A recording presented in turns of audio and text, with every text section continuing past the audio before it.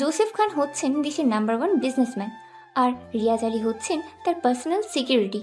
খুব অল্প বয়সেই জোসেফ খান সফলতার চূড়ায় পৌঁছে গিয়েছেন। তার যখন 6 বছর বয়স তখন তার বাবা মা মারা যায়। আত্মীয় স্বজন বলতে কেউ ছিল না। রাস্তায় রাস্তায় ঘুরত জোসেফ, আর মানুষের দূর দূর ছাই ছাই সহ্য করতে হতো। রাস্তার ডাস্টবিন থেকে খাবার কুড়িয়ে খেয়ে আর গাছতলায় রাত কাটাতে হয় তাকে। জোসেফের 1 বছর কেটেছে ভিখারির মতো জীবনযাপন করে। হঠাৎ এক রাতে জোসেফের অ্যাক্সিডেন্ট হয় একটা প্রাইভেট কারের সাথে। কারোর সাথে ধাক্কা লাগায় লোকটি সাথে সাথে গাড়ি থামিয়ে নেমে আসে। আমি দুঃখিত বাবা, আসলে হঠাৎ করে অন্ধকারে তুমি আমার গাড়ির সামনে এসে পড়েছিলে, আর আমি ব্রেক করে সারতে পারিনি। সমস্যা নেই আঙ্কেল, এখানে আমার ভুল ছিল, আমি জানি। আমি রাস্তার দুপাশ না দেখে পার হচ্ছিলাম। দেখি তো কোথায় কোথায় ব্যথা পেয়েছ। আমি ব্যথা পাইনি আঙ্কেল, আপনি এত চিন্তা করবেন না। আপনার হয়তো দেরি হয়ে যাচ্ছে, আপনি যেতে পারেন। ইস, হাত পায়ে কতখানি ছিঁড়ে গেছে, আর এই ছেলে বলছে সে নাকি ব্যথা পায়নি। আমার হলো একটাই কাজ, সে হলো তোমাকে ডাক্তারের কাছে নিয়ে যাওয়া। এইটুকু আঘাতে আমার কিচ্ছু হয় না। আর বড় বড় কথা বলতে হবে না তোমাকে, তুমি আমার সাথে ডাক্তারের কাছে যাবে, এটাই শেষ কথা। এই বলেই সোহরাব জোসেফকে ডাক্তারের কাছে নিয়ে যায় এবং পরবর্তী জোসেফকে তিনি দত্তক নিয়ে নেন। সোহরাব খান একজন ছোটখাটো ব্যবসায়ী। বিয়ের 10 বছর পার হওয়ার পরেও তার কোনো সন্তান হয়নি, তাই তিনি জোসেফকে নিজের ছেলের পরিচয় দেন। অনেক আদর যত্নে বড় হয়ে ওঠে জোসেফ। কিন্তু জোসেফের 20 বছর বয়সে সোহরাব খান ও তার স্ত্রী সাবিনা বেগম খুন হন। এরপর থেকে জোসেফ সোহরাব খানের ব্যবসায় দেখাশোনা করেন এবং 5 বছরের মধ্যে হয়ে ওঠেন নাম্বার 1 বিজনেসম্যান। বর্তমান মিটিং রুমে জোসেফ প্রবেশ করলে সকলে দাঁড়িয়ে তাকে সম্মান জানায় এবং মিস্টার রবিউল আলম তার প্রেজেন্টেশন সাবমিট করেন। জোসেফ তার প্রেজেন্টেশনের প্রশংসা করে বলেন, আপনার প্ল্যানটা আমার ভালো লেগেছে মিস্টার রবিউল আলম। আমি আশা করছি এবার আপনার কোম্পানি আমার কোম্পানি একত্র হয়ে বিশ্বেও নাম্বার 1 হবে। আপনার পছন্দ হয়েছে, এটাই আমার কাছে অনেক কিছু মিম। জোসেফ খান, আপনার সাথে কাজ করতে পারলে আমারও অনেক ভালো লাগবে। আচ্ছা, বাকি কথা আমরা অন্য আরেকদিন বসে শেষ করব। আজ তাহলে উঠি। জোসেফ মিটিং রুম থেকে বেরিয়ে যায় এবং রিয়াজের সাথে কথা বলে আগামীকালের সব মিটিং ক্যান্সেল করে, কেননা এই দিনে সৌরভ খান ও তার স্ত্রী সাবিনা বেগমকে হত্যা করা হয়েছে। প্রতি বছর এই দিনে জোসেফ একটি এতিমখানায় যায় আর সারা দিন সেখানেই সময় কাটায়। প্ল্যান মতো পরদিন জোসেফ পুরো দিন এতিমখানার বাচ্চাদের সাথে সময় কাটায় এবং সব বাচ্চাদের জন্য জামাকাপড় কিনে দেয়, আরও কিছু অর্থ ডোনেট করে। পরদিন সকালে জোসেফ নাস্তা করে বসে, তখন রিয়াজ ওর কাছে আসে। স্যার, টপ 10-এর দ্বিতীয় স্থান অধিকারী মিস্টার আতাউর হোসেন মারা গিয়েছেন। আজ ভোরবেলা নর্দমার পাশে তার লাশ পাওয়া গিয়েছে, আর পুলিশরা তদন্ত চালিয়ে সেখান থেকে একজোড়া গ্লাভস আর ময়না তদন্ত করে আতাউরের পেট থেকে ড্রাগস বের করছেন। ও সো স্যাড। এখন তাহলে দ্বিতীয় হলেন রবিউল সাহেব, তাই তো? জি স্যার। কথাটা শুনে জোসেফ তার চা শেষ করে রেডি হয়ে অফিসের কাজে বেরিয়ে পড়েন। আজ রবিউল সাহেবের সাথে কথা বলে দুবাইয়ের প্রজেক্টটা শুরু করতে হবে। বেশি দেরি করলে অন্য কাজেও দেরি হয়ে যাবে, যা জোসেফ কিছুতেই চায় না। Thanks for coming mister Rabiul Alam. Welcome, but আপনাকে আমার থ্যাঙ্কস দেওয়ার কথা আমার সাথে প্রজেক্টটা শুরু করার জন্য। মিস জোসেফ, আপনার সাথে আজ আমি একজনকে পরিচয় করিয়ে দিতে চাই। হুইচ? নট হিসি, মাই ডটার। ও এই প্রজেক্টের জন্য আপনার হেল্প হ্যান্ড হবে। ওহ ওকে, বাট আজ নয়, অন্য কখনো মিট করব। আজ একটু কাজ আছে। আর মিস্টার রবিউল, আমি আজই একজনকে পাঠাবো দুবাইতে প্রজেক্টটা ফাইনাল করতে। আর আমার কিছু কাজ রয়েছে, সেগুলো শেষ করেই আমি দুবাইয়ের উদ্দেশ্যে রওনা হয়ে যাব। ইয়েস, ইউ আর ওসব। তাহলে দুবাইতেই আমার মেয়ের সাথে আপনার দেখা হবে। জোসেফ সেখান থেকে অফিসে চলে আসে এবং রিয়াজকে ডাকে। রিয়াজ, একটু শোনো। Yes sir. আমি বাসায় যাচ্ছি, আমাকে আজ যেন কেউ ডিস্টার্ব না করে। আর দুবাইতে ওই প্রজেক্টটা ফাইনাল করার জন্য রফিক সাহেবকে পাঠিয়ে দিন। আমি 2 দিন পর দুবাই যাব। দুবাইতে সব কিছু রেডি রেখো। ওকে স্যার, আমি সব রেডি করে রাখবো। জোসেফ বাসায় গিয়ে শাওয়ার নেওয়ার জন্য যায় আর ভাবতে থাকে সেদিনের কথা যেদিন সোহরাব খানকে হত্যা করা হয়। জোসেফ ভার্সিটি থেকে বাসায় এসে দেখে রুমের জিনিসপত্র এলোমেলো, সাবিনা বেগমের রক্তাক্ত লাশ ড্রয়িং রুমে পড়ে আছে, আর সোহরাব খান গুলিবিদ্ধ রক্তাক্ত অবস্থায় সিঁড়ি বেয়ে ওপরে ওঠার চেষ্টা করছে। জোসেফ দৌড়ে সৌরভ খানের কাছে যায়। বাবা, কি হয় তোমার? এগুলো কিভাবে হলো? কে করলো এগুলো?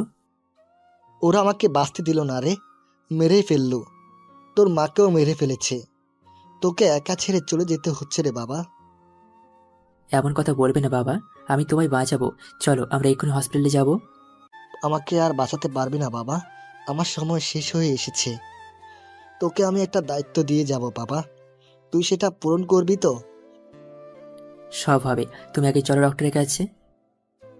শোন, আমার আলমারিতে ডালপাল্লার দ্বিতীয় ডয়ারে নীল রঙের একটা ফাইল আছে। ওখানে 7 জনের ছবি ও নাম আছে।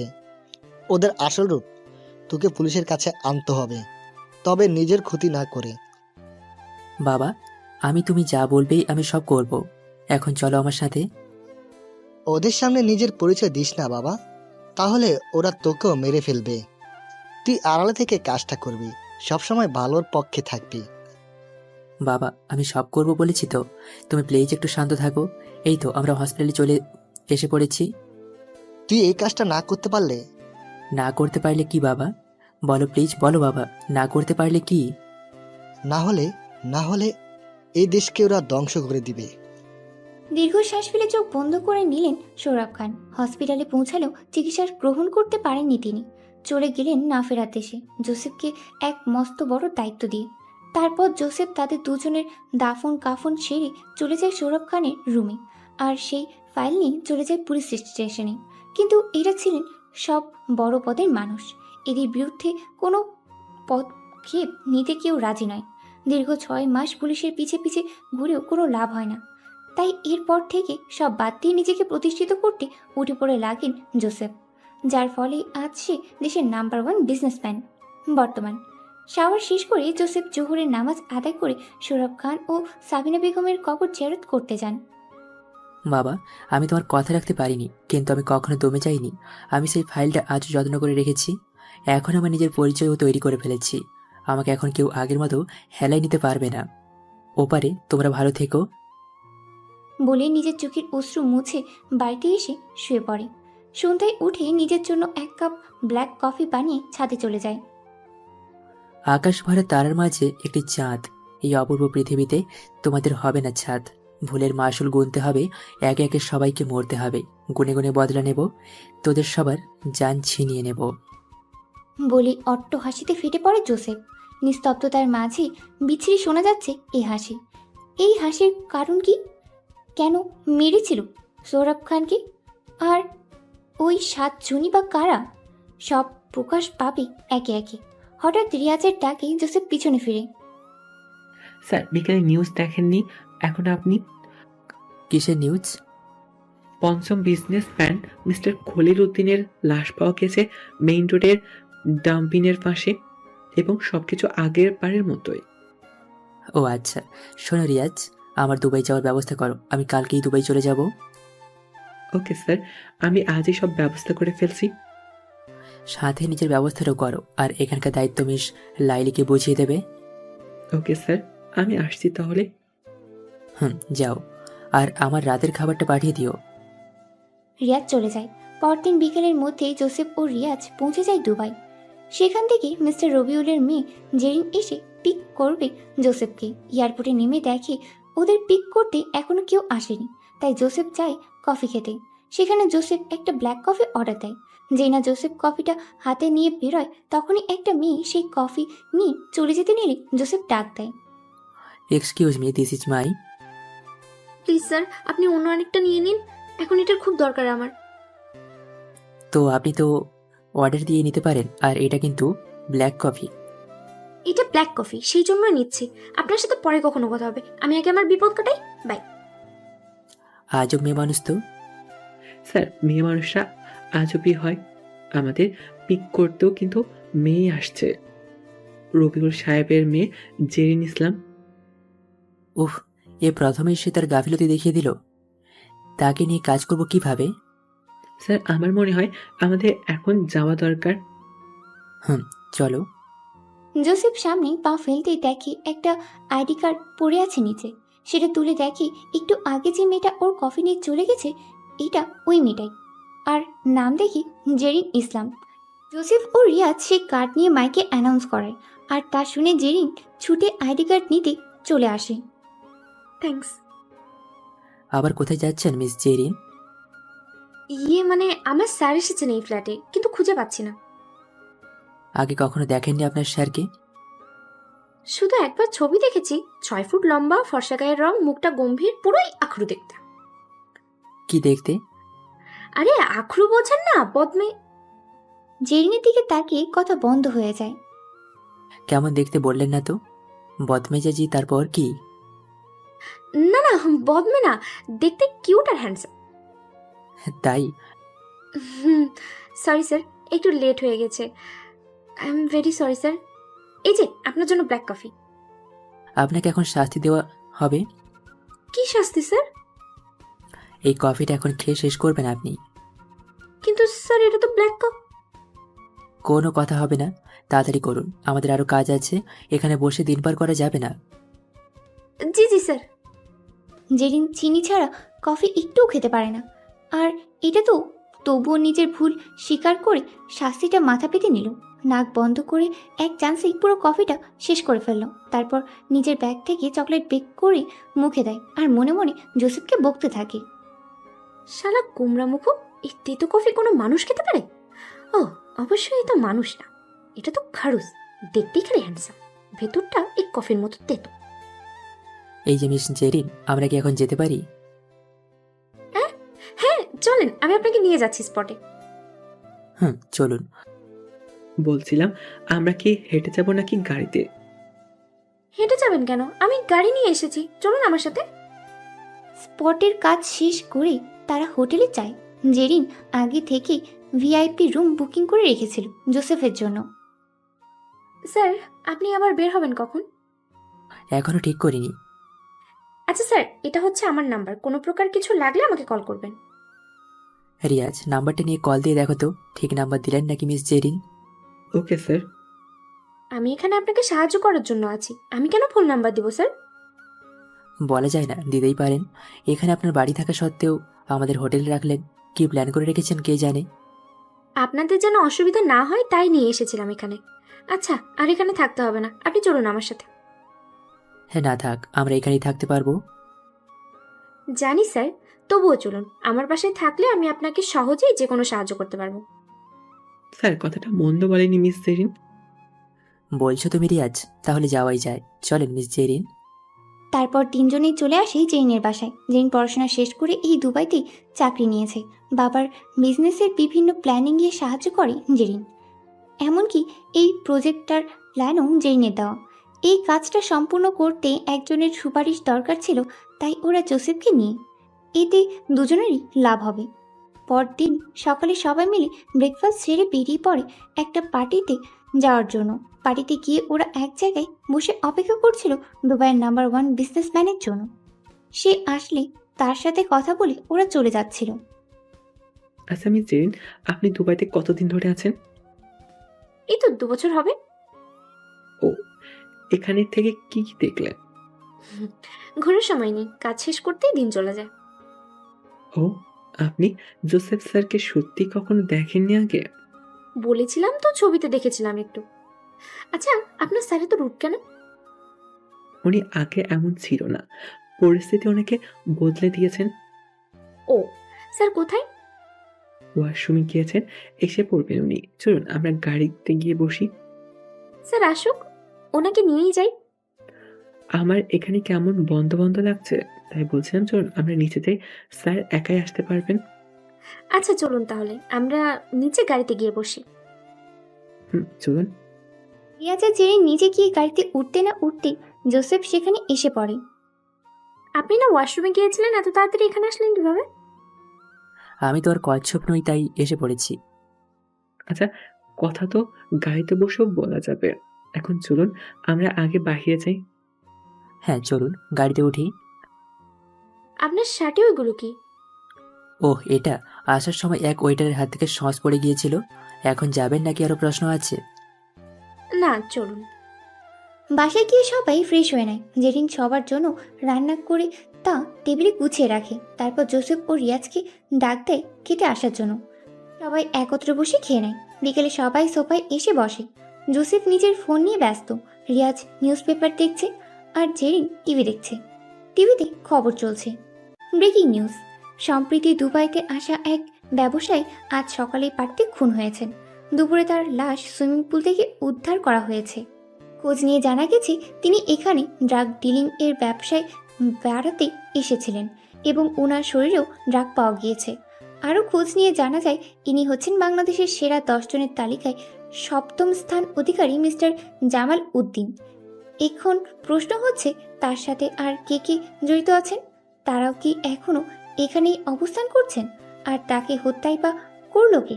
সব কিছু জানতে আমাদের পাশেই থাকুন। ধন্যবাদ। পার্টিতে তো আমরাও ছিলাম, আমাদের কোনো সমস্যা হবে না তো স্যার? আমাদের সমস্যা হবে কেন? কোনোভাবে খোঁজটা আপনি করেননি তো? কি বলছেন? আমি কেন কাউকে খুন করতে যাব? আপনি তো বলছেন আপনাকে সন্দেহ করতে পারে, তাই বললাম আমি। স্যার, আপনার ফোন এসেছে। কে ফোন করলো এই সময়? মিস্টার শফিক। ও আচ্ছা জেরিন, আমরা কি এক কাপ কফি খেতে পারি? আমি নিয়ে আসছি। কোনো সমস্যা হয়েছে রিয়াজ? স্যার, শফিক সাহেব আমাদের কোম্পানিতে ঝামেলা করার চেষ্টা করছেন, তাই আমাদের যত দ্রুত সম্ভব দেশে ফেরা উচিত। বুঝতে পেরেছি। তুমি কাল সকালে ফেরার সব ব্যবস্থা করো, আমি রাতের মধ্যে জেরিনকে সব বুঝিয়ে দেব। Okay sir. কিন্তু স্যার, আপনি জেন ম্যামকে তো এখনো কিছুই বলেননি। বলবো, খুব শীঘ্রই বলবো, কিন্তু তার আগে একজনকে তার ঠিকানায় পাঠাতে হবে। জি স্যার, বুঝে গিয়েছি। এই যে আপনার ব্ল্যাক কফি, আর রিয়া সাহেব এটা আপনার। দিন। ধন্যবাদ মিস জেরিন।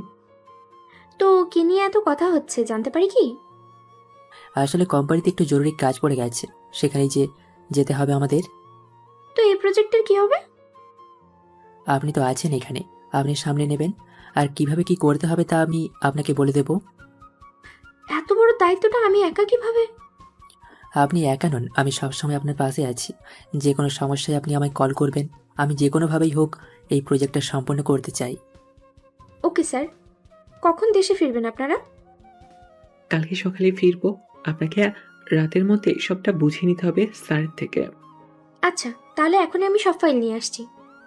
সব কাজ জেরিনকে বুঝিয়ে দিয়ে সকালে জোসেফ ও রিয়াজ ফিরে আসে দেশে। দেশে এসেই জোসেফ শফিক সাহেবের সাথে মিটিং রাখেন এবং সেই মিটিংয়ের পর সব সমস্যা পাবলিকলি সলভ হয়ে যায়।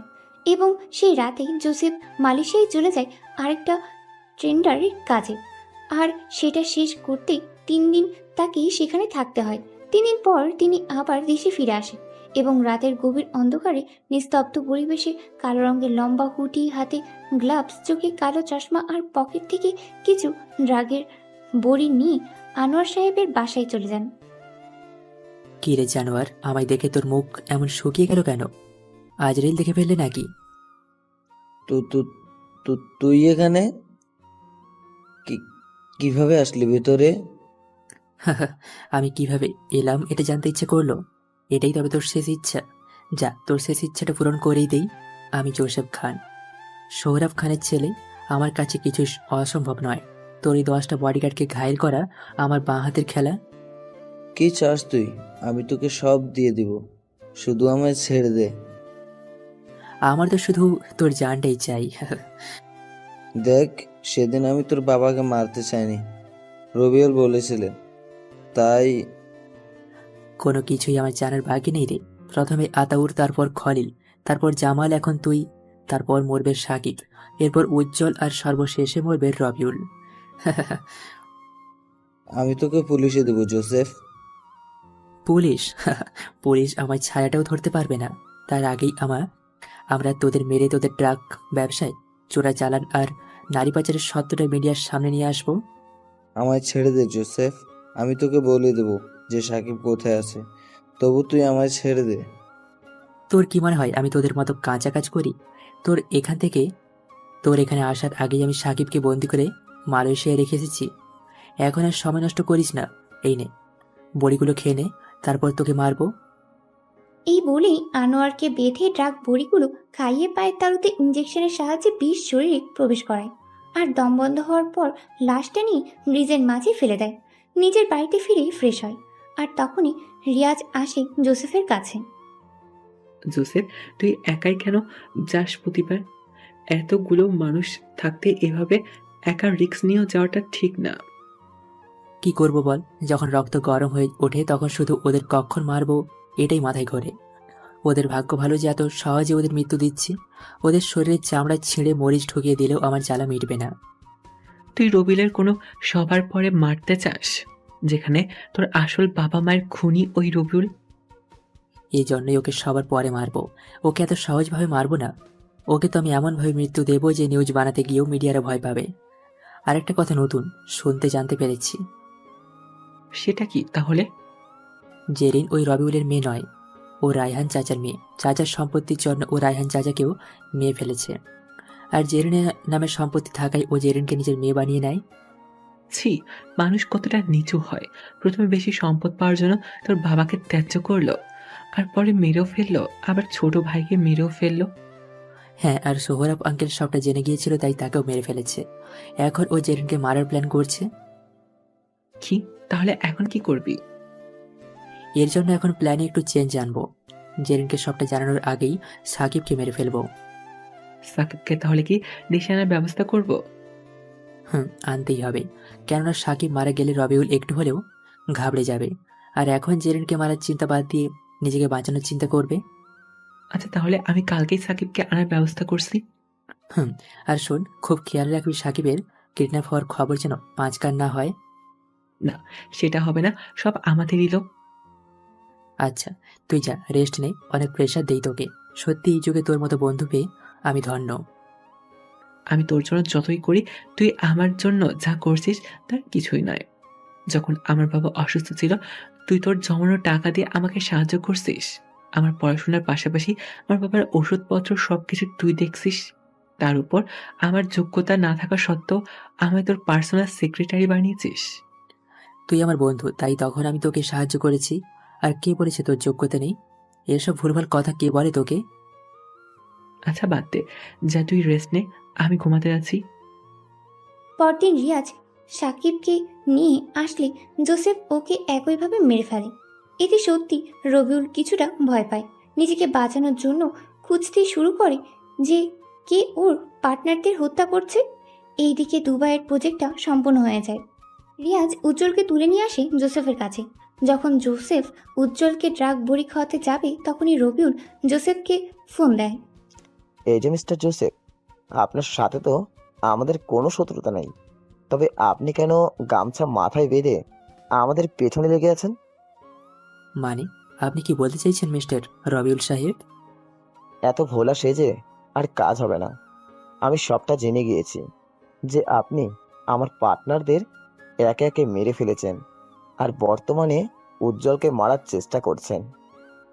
আচ্ছা, সবটা জেনে গেছেন? যাক, ভালোই হলো। কষ্ট করে আপনাকে সবটা বলতে হলো না। কিন্তু আপনি তো হাইফার কেন হচ্ছেন মিস্টার জোসেফ? আমরা তো আপনার নকল বাবা মাকে মেরেছি, এতে তো আপনার লাভ হয়েছে। রাস্তার ছেলে থেকে এখন কত বড় বিজনেসম্যান হয়েছেন। আচ্ছা, সবটা বলবো। তাহলে আমরা দেখা করি মিস্টার রবিউল সাহেব। ওকে, আমি আপনাকে ঠিকা দিচ্ছি। আপনি উজ্জ্বলকে নিয়ে এখানে আসবেন। খবরদার, যদি চালাকি করার চেষ্টা করেন তো তখন কিন্তু বিষয়টা আরো খারাপ হবে। না না রবিউল সাহেব, চালাকি করবো না। উজ্জ্বল সাহেবকে নিয়েই আসবো। এরপর জোসেফ রবিউলের দেওয়ার ঠিকানায় উজ্জ্বলকে নিয়ে পৌঁছে যায় আর গিয়ে সরাসরি রবিউলের সামনে দাঁড়ায়। হ্যালো মিস্টার রবিউল সাহেব, কেমন আছেন? ফাজলামি করছো আমার সাথে? বলো, কেন তুমি ওদের মেরেছো? কেনই বা আমার পিছনে পড়েছো?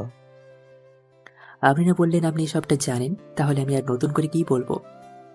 দেখো, মাথা গরম করবি না। আমার সাথে তোর কিসের শত্রুতা সেটা বল। কেন তুই আমার লোকেদের এভাবে মারছিস? কেন আমার পিছনে পড়ে আছিস? তুই জানিস আমি কে? তুই তো রাস্তার ছেলে। সৌরভের তোকে দত্ত নিয়েছিল। ভুল জানিস তুই। আমার জন্মদাতা কে জানিস? জানিস না। আমার বাবার নাম মোস্টার শফিউল আলম। সাইফুল আলম? হ্যাঁ, সাইফুল আলম, তোর বড় ভাই, যাকে তুই সম্পত্তির জন্য ঘর ছেড়ে করেছিলি এবং পরবর্তীতে ট্রাক চাপা দিয়ে মেরে ফেলেছিস। আমি রায়হান চাচার ভাইস্তা, যাকে কিনা তুই সম্পত্তির জন্য মেরেছিস এবং তার মেয়েকে নিজের দাস বানিয়ে রেখেছিস। চিনতে পেরেছিস আমাকে? সেদিন তুই মারা যাসনি। তোর বাবা মায়ের সাথে তুই কি করে জানলি যে জেরিন আমার মেয়ে না? সেদিন আমাকে মৃত ভাবাটাই তোর কাল হয়ে দাঁড়িয়েছে। আজ আমি তোদের এই গ্যাংটাকে শেষ করে দেব। প্রতিশোধ নেব আমার দুই বাবা মায়ের আর চাচা চাচির হত্যার। জেরিন, দেখ মা, এই লোকটা আমায় মেরে ফেলতে এসেছে। আমাকে মেরে আমাদের কোম্পানিটা হাতিয়ে নেবে। স্যার, আমাদের আজ তো রুবেল স্যার নিজেই করে দিয়েছেন। আমরা আর কি বলেছি, সবটা উনিই বলবেন। সেই জন্যই তো তোকে বলেছিলাম জেরেনকে এখানে নিয়ে আসতে। ছি, তুই এতটা খারাপ আমি ভাবতেও পারিনি। নিজের উপরেই ঘৃণা হচ্ছে যে এতদিন আমি আমার বাবা মায়ের খুনির কাছে থেকেছি। ছি, তোকে মরতেই হবে।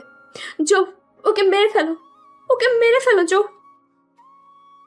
রিয়াজ জেরেনের সব মনে পড়ে গেছে। ও আমাকে জোব বলেছে। হ্যাঁ ভাবি, সব মনে পড়ছে।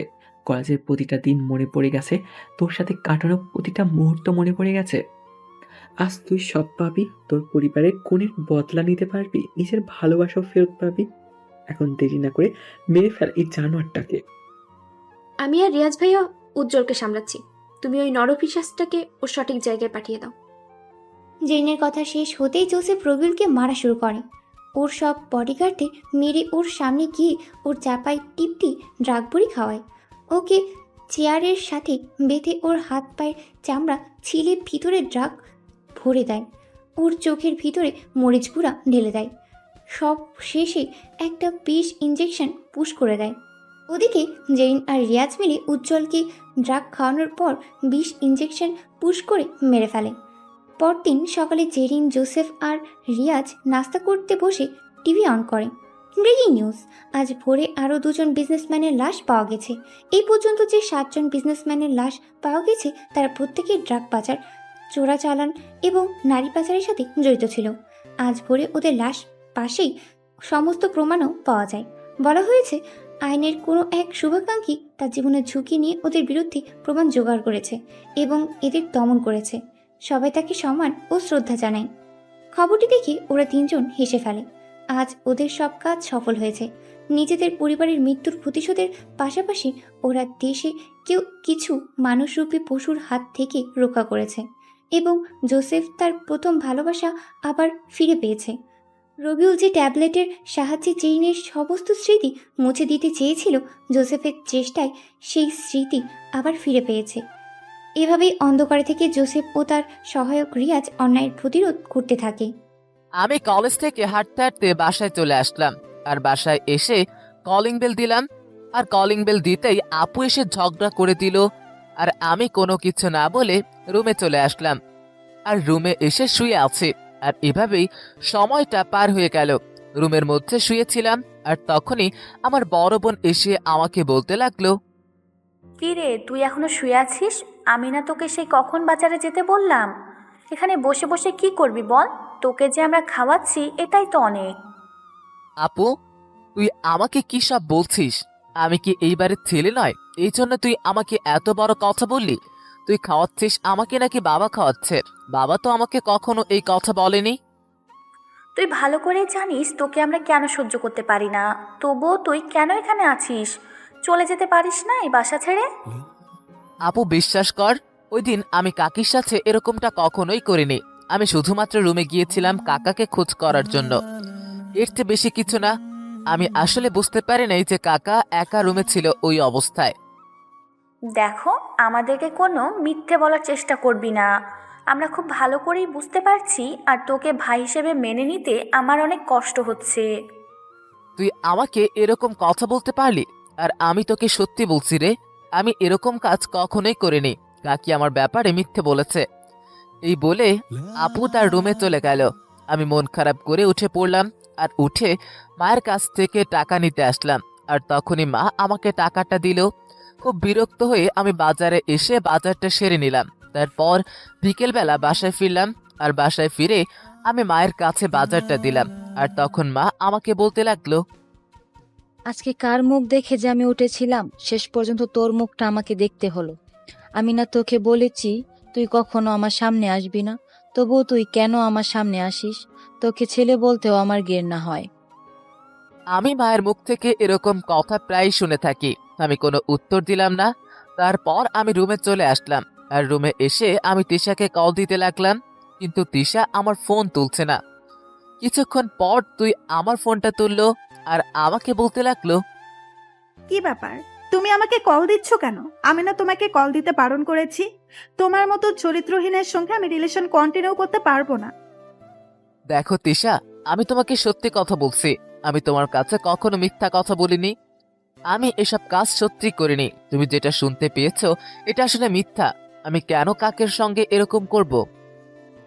যেখানে তোমার পরিবার তোমাকে দোষারোপ করছে, সেখানে আমার কি বলার আছে বলো? আমি তোমার সঙ্গে রিলেশন রাখতে চাচ্ছি না, আমি নতুন একটা রিলেশনে যেতে চাচ্ছি। তাহলে তোমার সঙ্গে আমার কি ছিল? তোমাকে যে আমি এতদিন ধরে ভালোবেসেছিলাম, আমাদের ভালোবাসায় তো কোনো কমতি ছিল না। তুমিও কেন আমাকে ছেড়ে চলে যাচ্ছ? কারণ তোমাকে আমার ভালো লাগে নাই, তাই। আর এতদিন আমি আবেগের বশে তোমার সঙ্গে রিলেশন করেছিলাম, তোমার পাগলামের কাছে আমি হার মেনেছিলাম, তাই তোমার সঙ্গে রিলেশনে গিয়েছি। কিন্তু এখন আমি আর তোমাকে ভালোবেসে ভুল করতে চাই না। তোমার একটা অনিশ্চিত জীবনের সঙ্গে আমি জীবনটা জড়িয়ে কোনো নষ্ট করতে চাই না। কিন্তু তুমি তো আমাকে বলেছিলে যে তুমি আমার সারাটা জীবন পাশে থাকবে, আমার যাই কিছু হয়ে যাক না কেন। তুমি আমাকে ছেড়ে কখনোই চলে যাবে না। আজকে কি সেই কথাটা মিথ্যে হয়ে গেল? হ্যাঁ, আমি তোমাকে ছেড়ে চলে যাচ্ছি। আমি তোমাকে একদিন এসব বলেছিলাম, কিন্তু এখন আমি এগুলো আবার ফিরিয়ে নিচ্ছি। তুমি আমাকে আর কখনো মেসেজ করবে না, যোগাযোগ করার চেষ্টা করবে না। আমি তোমার এই কথাগুলো হয়তো রাখতে পারবো না, কারণ তোমাকে ছাড়া আমার মোটেও চলবে না। তুমি আমার একটা অভ্যাসে পরিণত হয়ে গেছো। যদি তুমি আমার সামনে এসে উল্টাপাল্টা কিছু বলার চেষ্টা করো, তাহলে আমার চেয়ে খারাপ আর কেউ হবে না। আমাকে কঠোর হতে বাধ্য করো না। আমি তোমাকে ভালো মতো বলছি, তুমি আমার সাথে কখনো যোগাযোগ করবে না। আমি তোমাকে সবকিছু থেকে ব্লক করে দিচ্ছি। প্লিজ তিশা, তুমি আমার সঙ্গে এমনটা করো না। আমি তোমাকে ছাড়া বাঁচতে পারবো না। আমি অবহেলায় হয়তো মরে যাব। প্লিজ, তুমি আমার সাথে এমনটা করো না। আমি তোমার কোনো কথা শুনছি না, প্লিজ। আমি তোমাকে আবারও বলছি, শেষবারের মতো বলছি, তুমি আমার সঙ্গে কোনো রকম যোগাযোগ করতে চেষ্টা করবে না। আর আমি রাফিনের সঙ্গে রিলেশনে যেতে চাচ্ছি। আমি রাফিনকে আজকেই হ্যাঁ বলে দিব। তুমি যদি আমাকে সত্যি ভালোবেসে থাকতে তাহলে কখনোই আমাকে এইভাবে মিথ্যা কথা বলে চলে যেতে না। আসলে তুমি আমাকে কখনো ভালোই বাসনি, তাই না? তুমি যেটা ভালো মনে করো সেটাই। আমার তোমার সঙ্গে কথা বলতে ভালো লাগছে না, আর আমি তোমার সঙ্গে এখনো ভালো ব্যবহার করছি, এটাই তোমার ভাগ্য। তারপর তিশার কলটা কেটে দিল, আর আমিও বারবার কল দিতে লাগলাম, কিন্তু কোনো লাভ হলো না। তারপর আমি মন খারাপ করে খাবার টেবিলে গেলাম। খুব ক্ষুধা পাইছে কিছু খাওয়ার জন্য। দুপুরেও কিছু খাইনি। আমি খাবার টেবিলে এসে দেখি কোনো কিছুই নেই খাওয়ার জন্য। তারপর আমি মাকে বললাম, না, আমি তো দুপুরে খাইনি, আমার খুব ক্ষুধা পাইছে। তোমরা কি আমার জন্য একটু খাবার রাখতে পারলে না? সবটাই কি তোমাদের খেয়ে নিতে হলো? তোকে আমরা এই পরিবারের কোনো অংশ বলে মনে করি না, আর এখনো আমার সামনে থেকে চলে যাচ্ছিস না কেন? আমি তো তোকে সেই কখন থেকে বলছি চলে যাওয়ার জন্য। মা, তুমি আমাকে দিয়েছো বলো, তাহলে আমি কোথায় যাব বলো? আমি তো তোমার নিজের সন্তান। কথা বলছো? আমার কোনো সন্তান ছিল না, আর যে ছিল সে মারা গেছে, তাই বলে আমি সেখান থেকে চলে আসলাম। আমার এখনো ভাবতে কষ্ট হচ্ছে যে আমার ছেলে এসব কাজ করতে পারে। তারপর না কোনো কিছু না বলে আর আমি যেটুকু খাবার বাকি পড়ে আছে সেটুকুই খেয়ে নিলাম। তারপর আমি বাইরে চলে আসলাম, আর বাইরে এসে নিরিবিলি জায়গায় বসে আছি। আমি না, আমার সঙ্গে কেন এমনটা হচ্ছে? হাতে কোনো টাকা পয়সাও নেই যে আমি বাড়ি থেকে চলে যাব। কি করব আমি কোনো কিছুই বুঝতে পারছি না। তখনই আমার পাশে হঠাৎ করে একটা মেয়ে বসলো। মেয়েটা আমার থেকে বড় দেখে বোঝা যাচ্ছে। আমাকে বলতে লাগলো, কি ব্যাপার শাহরিয়ার, তুমি এখানে বসে আছো? তা কি হয়েছে, আমাকে কি বলা যায় না? আমাকে তুমি হয়তো চিনতে পারছো না। ওকে, আমি বলছি, আমি তোমাদের ওই ফ্ল্যাটে থাকি। আমি তোমার 2 বছরের সিনিয়র। তোমাকে আমি বেশ কয়েকদিন ধরেই লক্ষ্য করছি, আর তোমার নামে একটা কথাও শুনেছি, তাই জিজ্ঞেস করতে আসলাম। ও আপনি হয়তো আমার এই ব্যাপারটা জানতে এসেছিলেন। আমি এটাই করেছি। আপনারা যেটা সবার কাছ থেকে শুনেছেন, আমি এটাই করেছি। আরো কিছু শুনতে চাচ্ছেন? তুমি এভাবে রেগে যাচ্ছ কেন? আমি কি তোমাকে অনেক খারাপ কিছু বলেছি? আমি শুধু জানতে চেয়েছি, আর আমি বিশ্বাস করি তুমি এসব কখনোই করনি। আমাকে বিশ্বাস করার জন্য আপনাকে অনেক ধন্যবাদ। আপনি এখন এখান থেকে যেতে পারেন। আমাকে প্লিজ দেখা যাক। আমি চাচ্ছি না আপনার সঙ্গে কথা বলার জন্য। তিশার সঙ্গে হয়তো তোমার ব্রেকআপ হয়ে গেছে, এটা আমি খুব ভালোভাবেই জানি। আসলে তিশা মেয়েটা তেমন ভালো নয়, তোমার জন্য সঠিক ছিল না।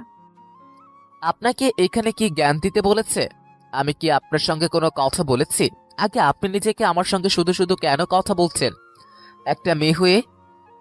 আমি তোমার সঙ্গে আগে কয়েকবার কথা বলতে চেয়েছি, কিন্তু তোমার সঙ্গে কথা বলতে পারিনি। তোমার সঙ্গে আমার কিছু কথা আছে, প্লিজ একটু দয়া করে শুনবে। আমি তোমার মনের অবস্থাটা বুঝতে পারছি। আমি আপনার সঙ্গে কখনো কথা বলতে চাই না। আপনি এলাকায় নতুন এসেছেন, এটা ভালো। আপনার সঙ্গে আপুর বেশ ভালো সম্পর্ক, সেই হিসেবে আমি আপনার সঙ্গে এখনো ভালো ব্যবহার করছি। তুমি আমাকে যত চাই বলো, কিন্তু আমি তো তোমার সাথে কথা না বলে যাব না এখান থেকে।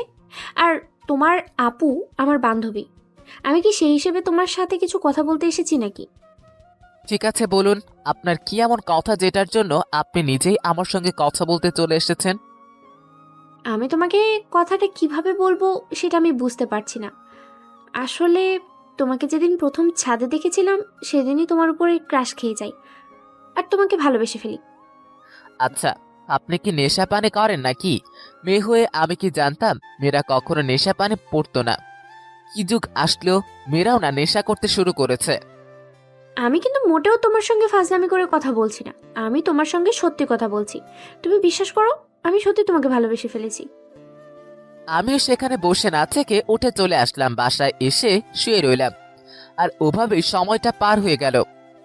পরের দিন সকালবেলা ঘুম থেকে উঠে রেডি হয়ে কলেজে চলে আসলাম। কলেজে বন্ধু বান্ধবের সঙ্গে ক্লাস করলাম। তারপর সবাই মিলে সবগুলো ক্লাস শেষ করে আমরা সবাই মিলে বের হলাম। আর তখনই জিহাদ আমাকে বলতে লাগলো, দোস্ত, তুই কি কোনো কিছুই করবি না? এভাবে আর কতদিন চলবে? এলাকার একটা মানুষও জানার বাকি নেই। এভাবে আর কতদিন চলবি তুই? জানি না আমি কি অন্যায় করেছিলাম যার জন্য আমাকে এতটা সম্মান নষ্ট করলাম। জানিস, সম্মান তৈরি করতে যতটা সময় লাগে তা ভেঙে ফেলতে কিন্তু এতটুকু সময় লাগে না। শুধুমাত্র একটা কথা বলেই যথেষ্ট। তোকে সান্ত্বনা দেওয়ার মতো ভাষা আমার কোনো জানা নেই, তবে শুধু একটা কথাই বলবো, তুই এই শহর ছেড়ে অন্য কোথাও চলে যা। সেখানে গিয়ে নিজের মতো করে চলতে শুরু কর। তোর জীবনটা অনেক উন্নত হয়ে যাবে রে। হ্যাঁ রে, আমি তো সেটাই ভাবছি। কিন্তু এদিকে আবার আপুর যে বান্ধবীটা আছে, ওই যে আমাদের বাসায় যে আসে, ওই নীলা নাকি আমাকে পছন্দ করে। এটা কি সম্ভব? আপু যদি একবার জানতে পারে তাহলে আমার কি অবস্থা করবে, তারপর ভেবে দেখেছিস? মেয়েটা যদি তোকে সত্যি ভালোবেসে থাকে তাহলে সব কিছুর পরও তোর পাশে থেকে যাবে। আর তোর আপুর কথা বাদ দে, তোর আপু তোকে ভুল বুঝে এরকমটা বলেছে। ভুলটা ভেঙে যখন যাবে না, তখন আর এরকম হবে না, বুঝলি? তারপর আমি জিহাদ সাথে কিছু কথা বলে বাসায় চলে আসলাম। আর বাসায় এসে ফ্রেশ হয়ে নিলাম। আর আমি খাবার টেবিলে গেলাম। আমি খাবার টেবিলে গিয়ে দেখি আপু নাস্তা করছেন। আমি যেই মাত্র খাবার টেবিলে বসলাম তখন আপু উঠে গেল আর আমাকে দেখে বলতে লাগলো, তো আমি যে কার মুখ দেখে উঠেছিলাম আজকে, আজকে আমার দিনটাই মাটি করে দিল। এরকম বখাটে ছেলের মুখ দেখলেও ঘৃণা হয়। একটা কারো রোজগার করার সামর্থ্য নেই, আবার খাবার খেতে চলে আসে। আপু, তুই আমাকে এইসব কথা বলতে পারলি? এই তো কয়েকদিন আগে তুই আমাকে কতটা ভালোবাসতি, আমার সব সময় খেয়াল রাখতি, আমি কখন খেয়েছি কিনা সেটা বলতি। আগে আমার যে ভাই ছিল সেই ভাই মারা গেছে। আমাদের কাছে শাহরিয়ার এখন মৃত। তুই কেন এখানে যে পড়ে আছিস, এই বাসা থেকে বের হয়ে চলে যেতে পারিস না? আমি আর কোনো কথা না বলে ওখান থেকে চলে আসলাম। খাবারের আর ইচ্ছে হলো না। আমি রুমে এসে তারপর আমি কোনো কথা না বলে রুমে চলে আসলাম। আর তারপর হঠাৎ করে চোখ পড়লো আমার ফোনের দিকে। আমার মাথায় একটা বুদ্ধি আসলো, আমি যদি আমার ফোনটা বিক্রি করে দেই তাহলে হয়তো ভালো হয়। আমি তাড়াতাড়ি করে ফোনটা নিয়ে বের হলাম আর একটা চেনা পরিচিত দোকানে চলে আসলাম আর ফোনটা 5,000 টাকায় বিক্রি করলাম। আর টাকাগুলো নিয়ে আমি বাসায় চলে আসলাম। আর তখনই বাসায় এসে দেখি মেহমান এসেছে। আমি কোনো কিছুই বুঝতে পারলাম না। তারপর আমি রুমে আসলাম আর এসে দেখি আপু আমার রুমে রেডি হচ্ছে। তার মানে আপুকে দেখতে এসেছে। আমি চুপচাপ বসলাম বিছানায়। আর তখন আপু বলতে লাগলো, আমি তোকে অনুরোধ করে বলছি, তুই ওদের সামনে গিয়ে কোনো কথা বলবি না। ওরা যদি জানতে পারে তাহলে জুবাইয়ের সাথে আমার বিয়েটা হবে না। আমার সাথে তুই এরকম কথা বলতে পারলি? এরকম কথা কখনো আশা করতে পারি নাই। আমরা তোকে আমাদের পরিবারের সদস্য মনে করছি না, তুই কেন বুঝতে পারছিস না? তুই এখনো কিভাবে এখানে আছিস? বাসা থেকে চলে যেতে পারিস না? তোর কি লজ্জা শরম বলতে কোনো কিছু নেই? ঠিক আছে, তোকে আর কোনো কিছু বলতে হবে না। আমি এইভাবেই ছেড়ে চলে যাচ্ছি। আজকে তুই ভালো থাকবি। ঠিক আছে, তুই তাহলে চলে যা। তুই চলে গেলে আমরা এখানে শান্তিতে থাকতে পারবো। আর কোনোদিন আমাদের কাছে ফিরে আসবে না। তোর মুখটা আমরা দেখতে চাইছি না। আমি আর আপুর কোনো কথাই বললাম না। আপু রেডি হয়ে মা এসে আপুকে নিয়ে চলে গেল। একটা বার মা আমাকে জিজ্ঞেস করলো না আমি খেয়েছি কিনা। তারপর আমি রেডি হয়ে নিলাম। রেডি হয়ে আমি ব্যাগ গুছিয়ে নিলাম। ব্যাগ গুছিয়ে আমি অপেক্ষা করতে লাগলাম সময়ের। আমি চাই না আমি সবার সামনে দিয়ে চলে যাব, সবার আড়াল দিয়ে চলে যাব। তারপর আমি সন্ধ্যার দিকে বের হলাম। হাঁটতে হাঁটতে চলে আসলাম রেলওয়ে স্টেশন। ঢাকা যাওয়ার টিকিট কাটলাম, কিন্তু দেরি হয়ে যাওয়ায় সিট পেলাম না, তাই দাঁড়ানোর টিকিট নিতে হলো। আমি টিকিট কেটে ট্রেনের জন্য অপেক্ষা করতে লাগলাম। আমি চলে যাচ্ছি এটা কেউই জানে না।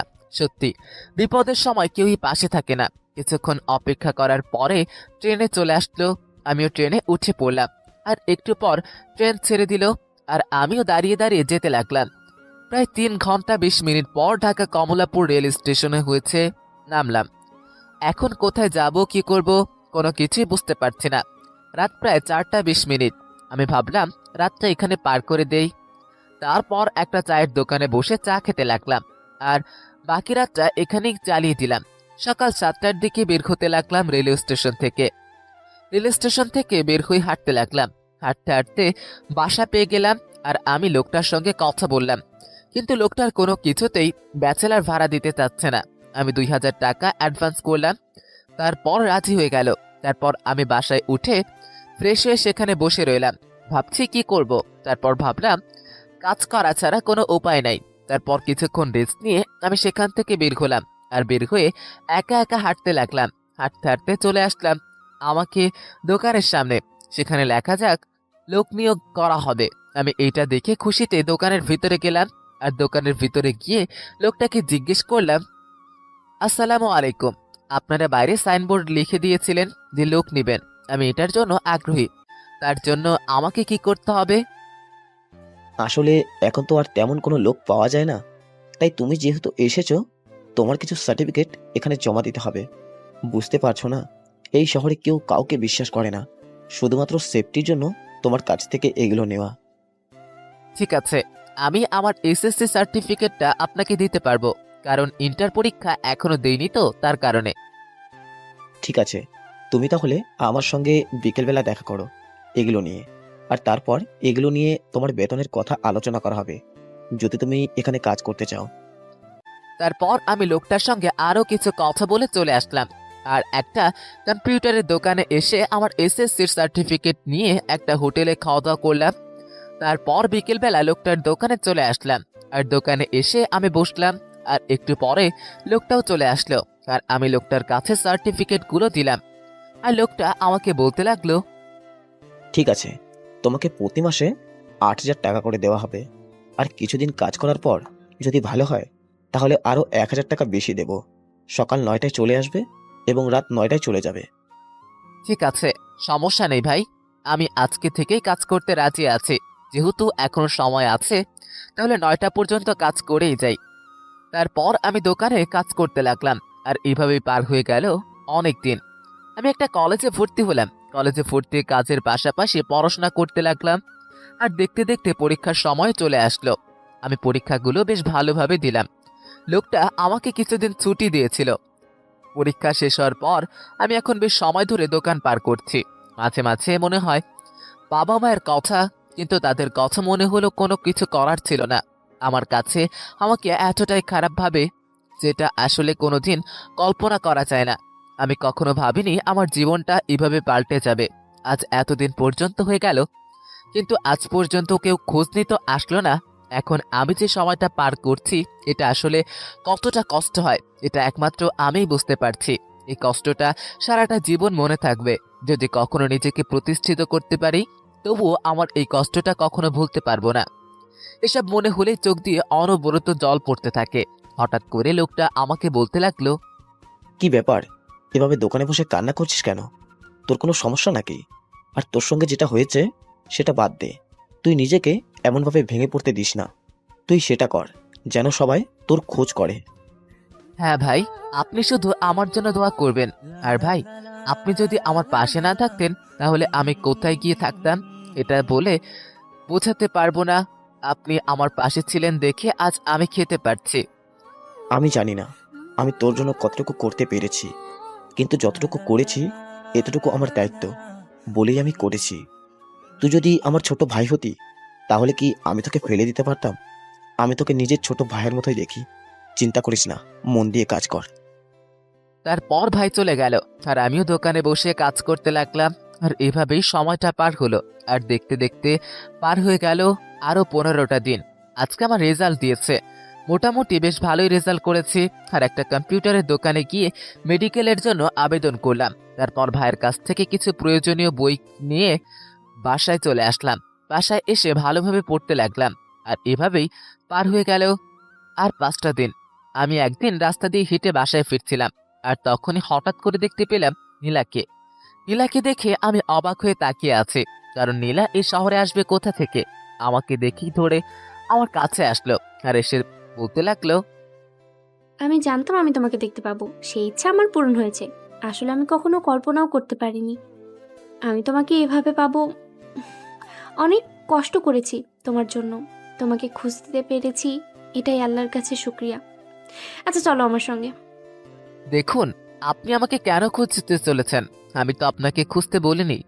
আর আপনি আমাকে দিয়ে কি করবেন শুনি? আর আমি বাসা থেকে চলে এসেছি, আপনি কি আবার আমাকে সেই বাসায় নিয়ে যাবেন? দেখুন, আমাকে আমার মতো চলতে দিন।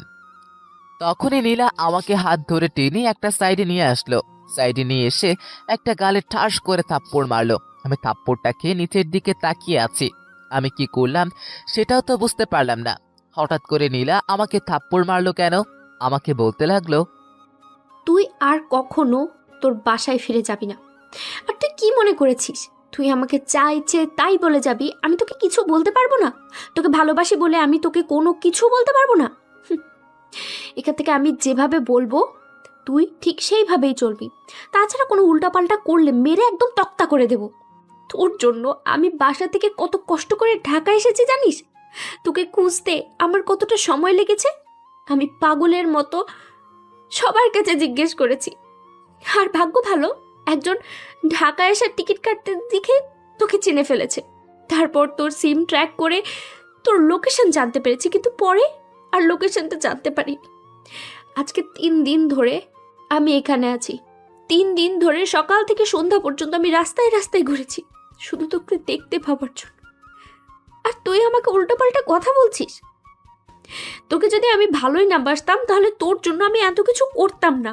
তোর জন্য আমি রাতে ঘুমাতে পারিনি। আর তুই তুই এখনো তিশাকে ভালোবাসিস কেন? কেন আমাকে তোর পছন্দ হয় না? আমি কি দেখতে খুবই খারাপ? আমার মধ্যে কি সৌন্দর্য বলে কিছু নেই? আমি তোকে ভালোবেসেছি, তুই কেন বুঝতে পারছিস না?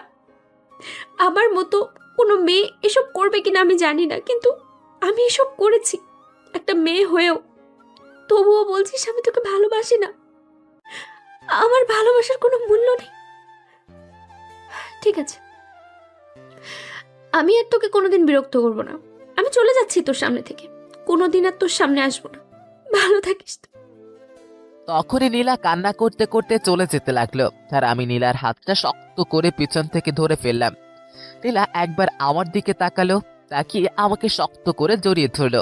আমি আর বাধা দিলাম না, কারণ এরকম ভালোবাসা যদি আমার জীবন থেকে চলে যায়, তাহলে আমি কখনো ভালো থাকতে পারবো না। আপনি না আমাকে জড়িয়ে ধরে কান্না করছে।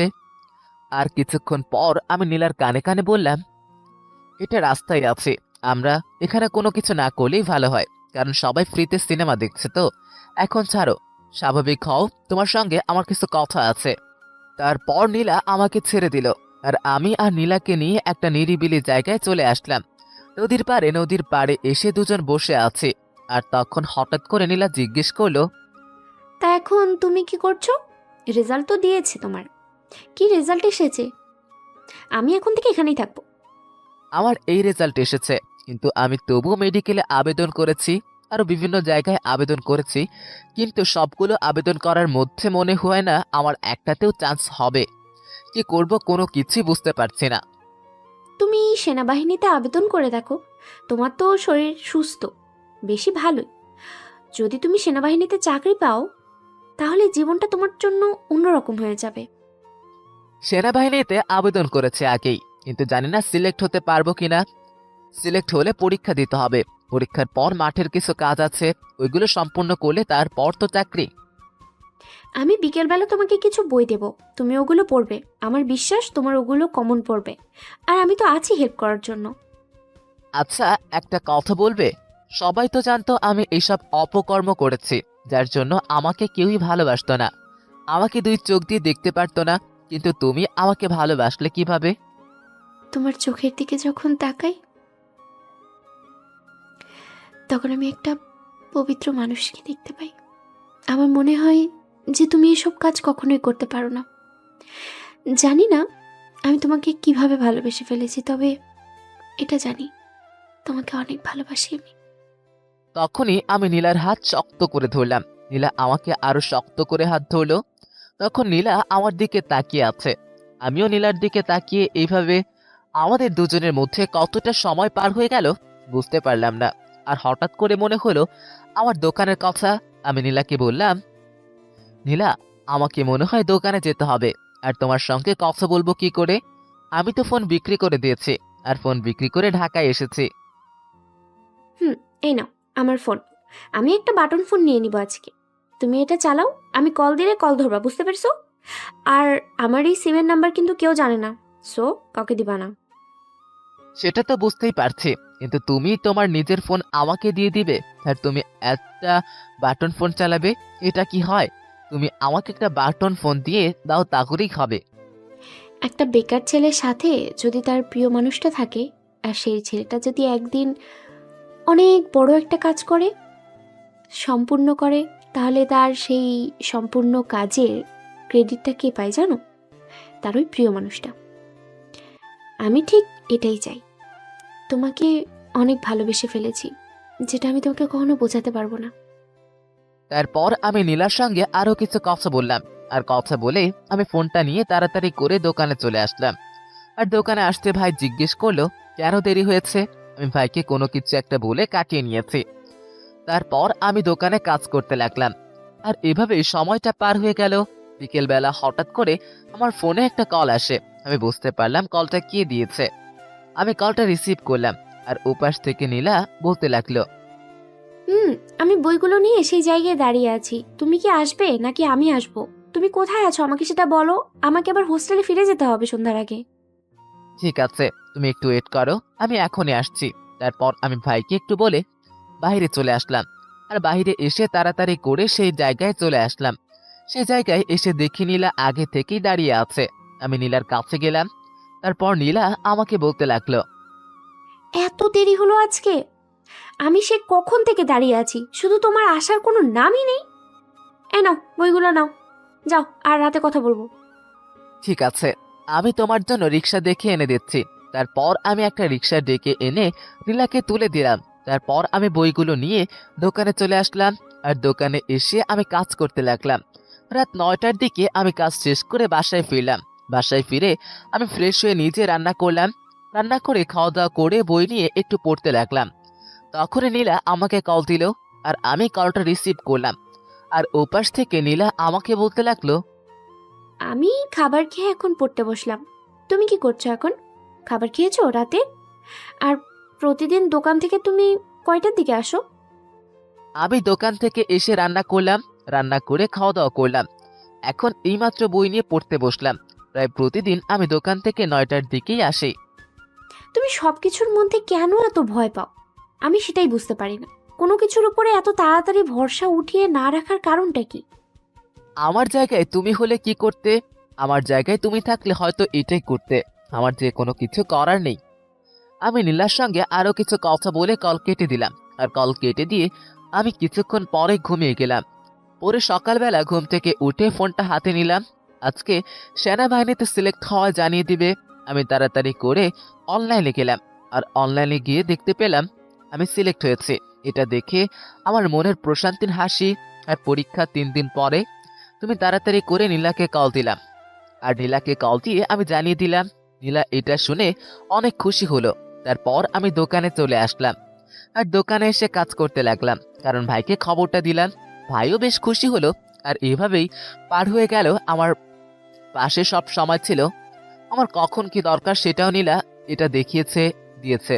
আসলে আমি কখনোই নীলার মতো এমন একটা মানুষ পাবো এটা আমি কখনো কল্পনাও করতে পারিনি। আজকে পরীক্ষা দিতে আসলাম। আর পরীক্ষা বেশ ভালোভাবেই দিলাম। পরীক্ষা দিয়ে বের হয়ে দেখি নীলা আমার জন্য দাঁড়িয়ে আছে। আমি নীলাকে নিয়ে পার্কে চলে আসলাম। আর পার্কে এসে দুজনে হাতে হাত রেখে হেঁটে চলেছে। আর তখন নীলা আমাকে বলতে লাগলো, তা পরীক্ষা কেমন দিয়েছো? আমার মনে হয় তুমি রিটেন পরীক্ষায় টিকবে, তাই না? যদি না টিকো তাহলে তো সমস্ত কষ্ট বৃথা হয়ে যাবে। আমি পরীক্ষা তো বেশ ভালোভাবেই দিলাম। এখন না জানি আমি টিকতে পারবো কিনা। যদি না টিকি তাহলে তো আর কোনো কিছু করার নেই। তারপর এভাবে নীলার সঙ্গে আরো অনেক কথা বলতে লাগলাম। আর আমাদের সময়টা এভাবে পার হয়ে গেল। তারপর দুপুরবেলা নীলাকে তার হোস্টেলের সামনে নামিয়ে দিয়ে আমিও দোকানে চলে আসলাম। আর দোকানে এসে আমি কাজ করতে লাগলাম। আর এভাবে আরো পার হয়ে গেল 2টা দিন। আজকে সকালবেলা রেডি হয়ে তাড়াতাড়ি করে সেখানে যাচ্ছি। আজকে জানিয়ে দেওয়া হবে কারা রিটেন পরীক্ষায় টিকেছে। আমি তাড়াতাড়ি করে সেখানে গেলাম। সেখানে গিয়ে দেখি আমার মতো অনেকেই এসেছে, অনেকে ভিড়। তারপর অনেক ভিড়ের মধ্যে আমি দেখলাম মোট 15 জনকে নেওয়া হয়েছে। আমি 15 জনের মধ্যে আমিও আছি। আমি আর নিজেকে ধরে রাখতে পারলাম না, খুশিতে কান্নায় ভেঙে পড়লাম। তারপরে তাড়াতাড়ি করে নীলাকে কল দিলাম। আর তখন নীলা কলটা রিসিভ করলো। আমি নীলাকে তাড়াতাড়ি করে আসতে বললাম। একটু পরে চলে আসলো। আর নীলা এসে দেখে আমার রোল এখানে আছে। নীলা আমাকে দেখে শক্ত করে জড়িয়ে ধরলো। আমিও নীলাকে জড়িয়ে ধরলাম। তারপর কিছুক্ষণ পর ছেড়ে দিলাম। আর তখন নীলা আমাকে বলতে লাগলো, জানো, আমি আজকে অনেক খুশি। আমি আজকের মতো খুশি কোনোদিনই হইনি। আমি আর এই জীবনে কোনো কিছুই চাই না, শুধু তুমি আমার পাশে হাতটা ধরে রাখো, তাহলেই হবে। আমি তোমার পাশে সব সময় আছি, তুমি কোনো চিন্তা করো না। আমার সবকিছু পিছনে শুধু তুমি আছো। তোমার মতো করে আমাকে কেউ বলেনি। আর সেই মানুষটাকে আমি কি করে ছেড়ে যাব বলো? আমি আমার প্রতিটা ক্ষেত্রে তোমাকে চাই। আমি নিজেও জানি না আমি তোমাকে এতটা ভালোবেসেছি কেন। তোমার কথা আমার সব সময় মনে হয়, জানো। তারপর আমি নীলার সঙ্গে আরো অনেকক্ষণ সময় কাটিয়ে আমি আমার মতো বাসায় চলে আসলাম। নীলাও তার হোস্টেলে চলে গেল। আর পরদিন মাঠে চলে আসলাম। আর এভাবেই পার হয়ে গেল 6টা মাস। 6টা মাস ধরে ট্রেনিং করেছে, তবে একটুর জন্য ওর সাথে কথা না বলে থাকতে পারেনি। আমি ক্যাম্পে বসেছিলাম। আজকে আমাকে অন্য কোথাও পোস্টিং করা হবে, সেজন্যই অপেক্ষা। একটু পরেই স্যার চলে আসলো। স্যার এসে বলল তার কেবিনে যাওয়ার জন্য। আমি ওনার কেবিনে চলে আসলাম। আমি সহ আরো 3 জন আছে। আমরা এসে দাঁড়িয়ে আছি। তখন স্যার বলতে লাগলো, তোমাদেরকে এখন এই শহরে ট্রান্সফার করা হয়েছে। তোমরা এখানে গিয়ে তোমাদের কাজ করবে। আর তোমাদেরকে একটা কাজ দেওয়া হয়েছে, আশা করি কাজটা তোমরা ভালো করে সম্পন্ন করবে। দেশে অনেক উচ্ছৃঙ্খল বেড়ে গেছে, মাদক দ্রব্য, চোর চালান বৃদ্ধি পাচ্ছে। এগুলো শীঘ্রই বন্ধ করতে হবে। তোমাদের সকল সহযোগিতা পাবে। পুলিশ সিআইডি কোনোভাবেই কিছু করতে পারছে না, তার জন্য তোমাদেরকে বলা হয়েছে। আমরা উপর থেকে ঠিক করেছি যে তোমাদের 15 জনের মধ্যে মোট 3 জনকে সিলেক্ট করা হয়েছে এই কাজের জন্য। তার মধ্যে শাহরিয়ার, বাবু ও রোমান, তোমরা 3 জন এই কাজে সহযোগিতা করবে। আমি চাই তোমরা এই কাজটা 1 মাসের মধ্যে শেষ করবে। আর এই কাজটা যদি সফলভাবে করতে পারো তাহলে তোমাদের প্রমোশন দেওয়া হবে। তোমাদের প্রমোশনের জন্য আমি নিজে আবেদন করব।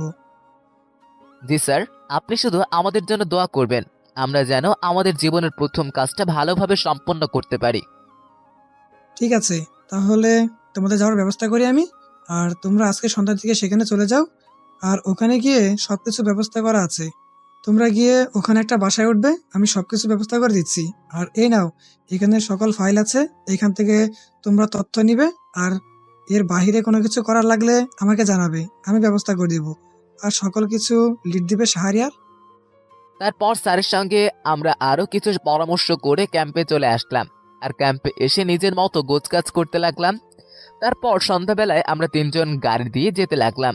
আর তখনই আমার ফোনে নীলা কল দিল। আমি তখনই নীলার কলটা রিসিভ করলাম। আর ওপাশ থেকে নীলা বলতে লাগলো, এখন কি আমার সঙ্গে একটু কথা বলার আপনার সময় হবে?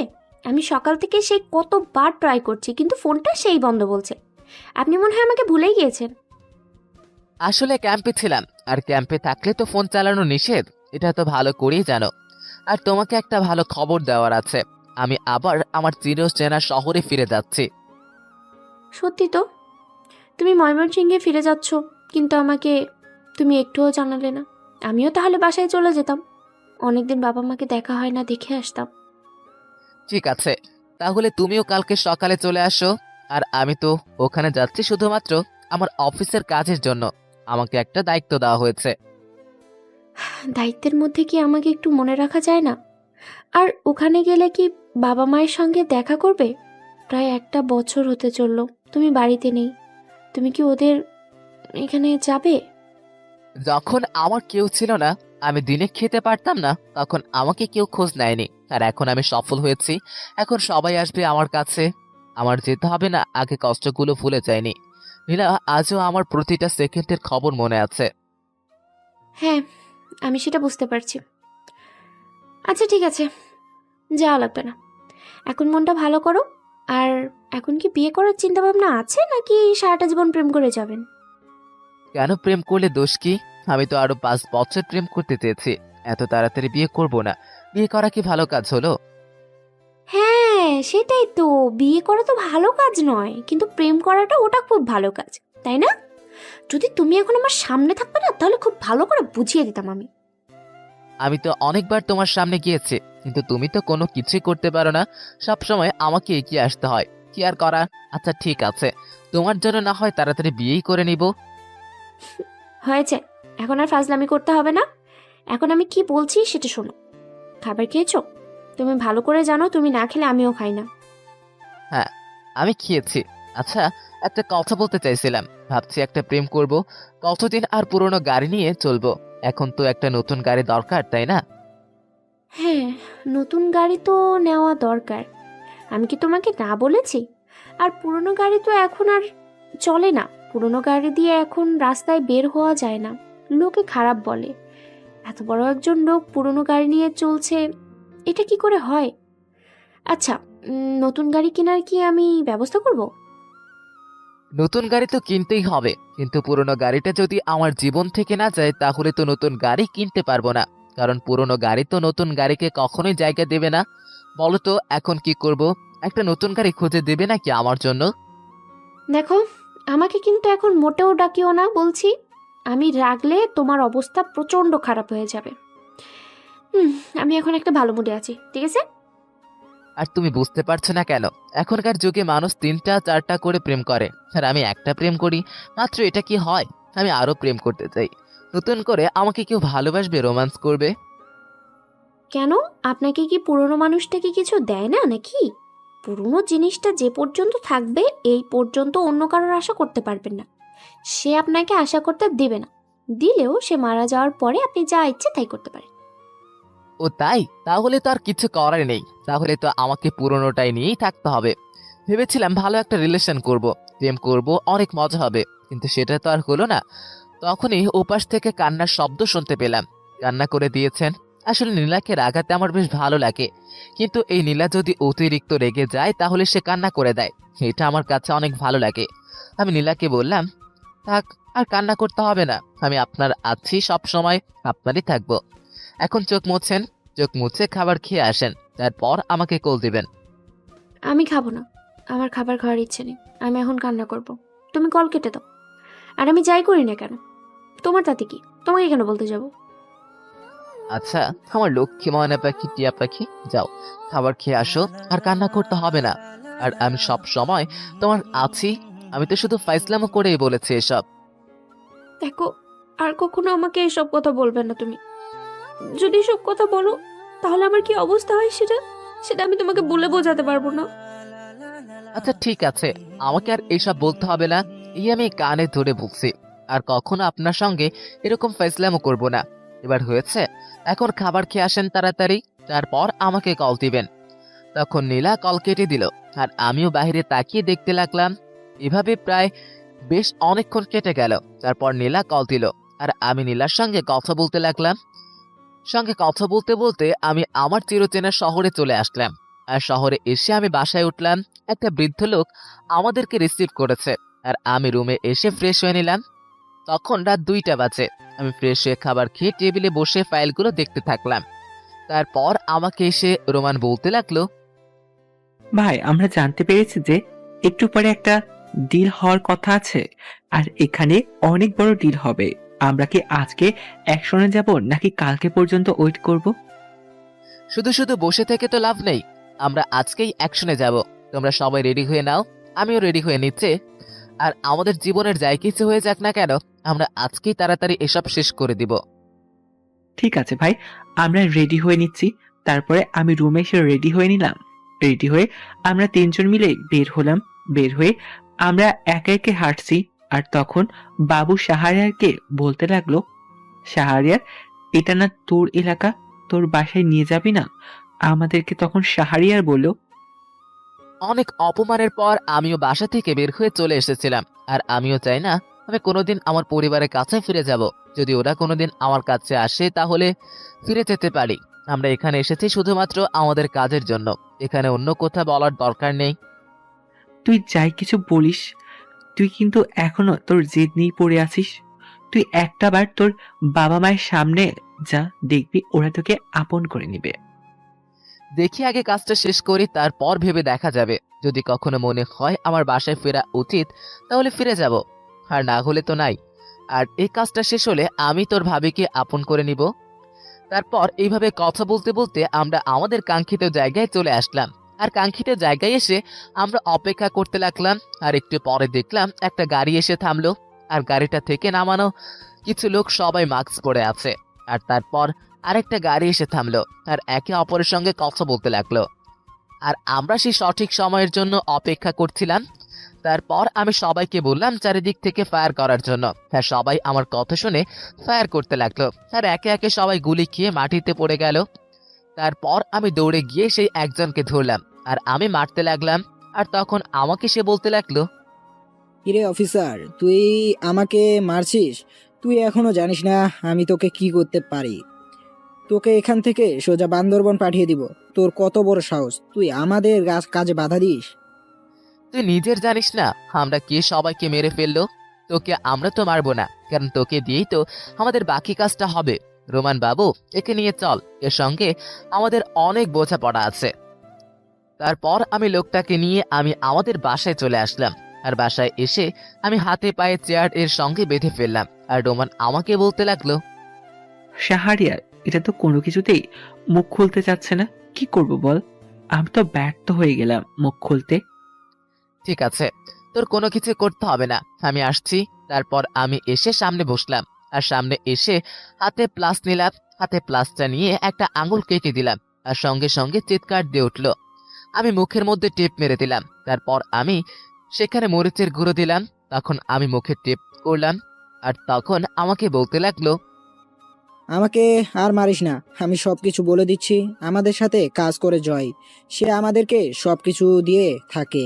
আর ও এখন বাগান বাড়িতে আছে, তাকে এখন বাগান বাড়িতে পাওয়া যাবে। আমি শুধু তাই হয়ে কাজ করি, আর ওখানে সবকিছু আমাদের চলে। তারপর আমি সঙ্গে সঙ্গে ওকে গুলি করে দিলাম, আর ছটফট করতে করতে মারা গেল। আর আমি তারপর ফ্রেশ হয়ে ঘুমিয়ে গেলাম। পরের দিন সকালবেলা ঘুম থেকে উঠে আমরা 3জন মিলে বের হলাম বাগান বাড়ি থেকে ঘুরে আসার জন্য। আমরা বেশ সবাই বের হলাম, আশপাশটা দেখছি, বেশ ভালোই পরিবর্তন হয়েছে। আর তখনই আমার ফোনে নীলা কল দিল, আর আমি কলটা রিসিভ করলাম। আর নীলা আমাকে ওপাশ থেকে বলতে লাগলো, আমি কিন্তু বাসায় চলে এসেছি। সেই ভোরে সকালবেলা রওনা দিয়েছিলাম। এখন তুমি কোথায় আছো? আমি তোমার সঙ্গে দেখা করতে চাই।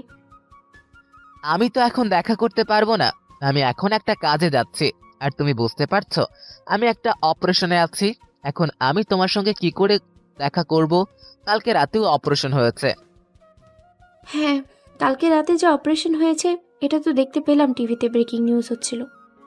যদি এসব কাজ করতে গিয়ে তোমার কিছু হয়ে যায় তাহলে আমার কি হবে বলো? আরে পাগলি, আমার কোনো কিছুই হবে না। তুমি শুধু শুধু আমাকে নিয়ে টেনশন করছো। তুমি ফ্রেশে খাবার খেয়ে রেস্ট নাও, আমি এদিকে আমার কাজটা করি। আর আমার অপারেশন শেষ হলে আমি তোমার সঙ্গে দেখা করব। দেখা করে শুধু আমার বউ করে নিয়ে যাব। তারপর আমি কিছুটা কাছাকাছি এসে ড্রোন দিয়ে সবটা জায়গায় দেখতে লাগলাম। তারপর দেখে সেখানে কিছুক্ষণ নকশা রাখলাম। আর নকশা এদিকে আমি তাড়াতাড়ি করে বাসায় চলে আসলাম। আর বাসায় এসে আমি অপেক্ষা করতে লাগলাম সেই কাঙ্ক্ষিত সময়ের জন্য। আমাদের অ্যাটাক করতে হবে রাতে। আর এভাবেই সারাটা দিন পার হয়ে গেল। রাত 10টার দিকে আমি বের হলাম। আমরা একটা প্ল্যান অনুযায়ী কাজ করব। আমি বাগান বাড়িতে এসে যে যার মতো পজিশন নিয়ে নিলাম। তারপর হঠাৎ করে বললাম ফায়ার করার জন্য। তারা মোটেও প্রস্তুত ছিল না। আর কিছু কমান্ডো আমাকে সাহায্য করেছে একের পর এক। তাদের এখানে বাড়িতে শুয়ে পড়ো। আর হঠাৎ করে দেখলাম জয় পালিয়ে যেতে লাগলো। আমি তাকে গিয়ে ধরে ফেললাম আর তাকে মারতে লাগলাম। মারতে মারতে জয়কে আধমরা করে ফেললাম। আর তখন রুমান আমাকে বলতে লাগলো, শাহরিয়ার, সবকিছুই কমপ্লিট করা হয়ে গেছে। আমরা সবাইকে অ্যারেস্ট করে ফেলছি আর সকল মালামাল নিয়ে যাওয়া হচ্ছে। তারপর এসব ফর্মালিটি করতে করতে বেশ অনেকটা সময় পার হয়ে যায়। আর আমিও সকল কাজ শেষ করে বাসায় চলে আসলাম। আর তখনই আবার আমার ফোনে নীলা কল দিল। আমি কলটা রিসিভ করলাম। আর উপাস থেকে নীলা আমাকে বলতে লাগলো, এখনো কি তোমার কাজ শেষ হয়নি? আমি তো তোমার কাজ টিভিতে দেখেছি, তুমি তো অনেক ভাইরাল হয়ে গেছো। তুমি বাসা থেকে বের হও। আমি বাসা থেকে বের হচ্ছি। আমার 5 মিনিট লাগবে আসতে, তোমাকে নিয়ে একটা জায়গায় যাব। তারপর আমি রেডি হয়ে নিলাম। আর তখনই আমাকে পিছন থেকে রোমান বলতে লাগলো, আমাদের কিন্তু আবার ক্যাম্পে ফিরতে হবে। আর ওখানে গিয়ে আমাদের প্রমোশন লেটার আরো কিছু কাজ আছে, এগুলো করতে হবে। এখন কি তোর দেখা করা খুব দরকার? শুধু আমি না, তুইও যাবি। আমার সঙ্গে বিয়ে করব। বিয়ে করে আমাদের বাসায় যাব। অনেকদিন ধরে বাবা মাকে দেখি না, জানি না ওরা কেমন আছে। শেষবার দেখা করে আসি, পরে হয়তো সময়ই পাবো না। তাহলে ঠিক আছে, তাহলে আমি রেডি হয়ে গেছি। আন্টির সঙ্গে আমরা দেখা করব। আর আমি এখনো বিশ্বাস করতে পারছি না আমরা এত বড় কাজ করে ফেলেছি। তারপর আমরা দুজন কথা বলতে বলতে রেডি হয়ে নিলাম। আর রেডি হয়ে তাড়াতাড়ি করে আমি চলে আসলাম নীলার বাসার সামনে। এসে দেখি নীলা আগে থেকেই সেখানে দাঁড়িয়ে আছে। আমি নীলার হাতটা শক্ত করে ধরলাম। তারপর আমি নীলাকে বললাম, নীলা, আমি চাচ্ছি যে এখনই আমার বাসায় গিয়ে সবার সঙ্গে দেখা করে আসবো। আর যাওয়ার সময় তুমি আমার সঙ্গে একেবারে চলে যাবে। তুমি বাসায় গিয়ে সবাইকে জানাও যে আমরা দুজন আজকে বিয়ে করব। হ্যাঁ, বাসায় সবাই রাজি হয়েছে। আমি তোমাকে অনেক আগেই বলতে চেয়েছিলাম, কিন্তু তুমি ব্যস্ত থাকায় সেটা বলিনি। আমার বাসায় সবাই রাজি হয়ে গেছে। তবে আরেকটা কথা, আমরা না অনুষ্ঠান করে বিয়ে করব না, পারিবারিকভাবে আমাদের বিয়েটা হবে। হ্যাঁ, আমার এই সবার সামনে বসে থাকতে একদম ভালো লাগে না, আমার পছন্দ না। যার সামনে বসে থাকবো সে দেখলেই হবে। ঠিক আছে, তুমি কি আমার সঙ্গে যাবে নাকি আমি একাই বাসা থেকে দেখা করে আসব? আর জানি না বাসায় গেলে কি আমাকে এখনো মেনে নিবে কিনা। আমি যাব না, আর আমার বিশ্বাস তোমাকে ঠিকই মেনে নেবে। আমি তাহলে বাসায় চলে যাচ্ছি, তুমি তোমার বাসায় চলে যাও, ঠিক আছে? গিয়ে দেখো, সবার সাথে দেখা করো, আর কি হয় আমাকে সঙ্গে সঙ্গে জানাও, ঠিক আছে? আর হ্যাঁ, নিজের দিকেও একটু খেয়াল নিও। আমার নিজের খেয়াল রাখার দরকার নেই, কারণ আমার খেয়াল রাখার জন্য তো আমার মানুষ আছে, বুঝতে পারছো? এই বলে আমি নীলার কপালে একটা আলতো করে চুমু দিলাম। তারপর নীলাকে বিদায় দিয়ে আমি আমার বাসায় যেতে লাগলাম। আমার কেমন যেন একটা ভয় হচ্ছে। একদিন আমি সবার চোখে আড়াল করে বাসা থেকে চলে গিয়েছিলাম, আর আজকে এই বাসাতে ফিরে যাচ্ছি। বলতে না বলতে এই বাসার সামনে চলে আসলাম। আর বাসার সামনে এসে গাড়ি থেকে নেমে কলিং বেল চাপ দিলাম। কলিং বেল চেপে আমি দাঁড়িয়ে আছি। আমার পিছনে রুমান বাবু দাঁড়িয়ে আছে। হঠাৎ করে একটা পিচ্চি মেয়ে এসে দরজা খুলে দিল। বুঝতে পারলাম না মেয়েটা। তারপর আমি ভিতরে প্রবেশ করলাম। আর তখনই আপুর গলা শুনতে পেলাম। মুন্নি আম্মু, বাসায় কি কেউ এসেছে? কে এসেছে তুমি চেনো? আচ্ছা ঠিক আছে, তুমি ভেতরে যাও, আমি দেখছি। এই বলে আমি দরজার কাছাকাছি আসলাম। আর এসে যাকে দেখতে পেলাম তাকে দেখার জন্য আমি মোটেও প্রস্তুত ছিলাম না, কারণ আমার সামনে শাহরিয়ার দাঁড়িয়ে আছে, সেনাবাহিনীর পোশাক পরা। আমি আর নিজেকে ধরে রাখতে পারলাম না। আমার এই ভাইটার সঙ্গে আমি কতটা অন্যায় করেছি সেটা একমাত্র আমি জানি।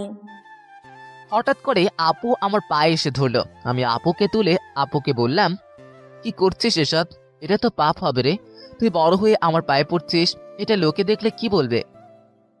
আমি তোর সঙ্গে অনেক অন্যায় করেছি রে। আমি অনেক জায়গায় তোকে খুঁজেছি, কিন্তু কোথাও তোকে খুঁজে পাইনি। আমাদের তুই ক্ষমা করে দে। আসলে এটা সম্পূর্ণ মিথ্যা ছিল, আমরা এটা পরে জানতে পারি।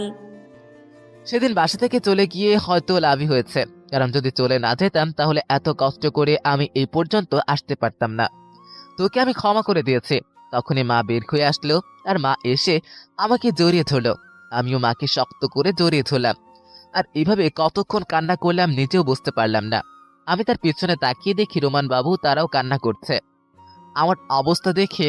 তারপর মা আমাকে দেখে বলতে লাগলো, আমাদেরকে তুই ক্ষমা করে দে বাবা, আমরা তোর সঙ্গে অনেক অন্যায় করেছি, তোকে কত অবহেলা করেছি, আমরা তোর সঙ্গে কাজটা ঠিক করিনি।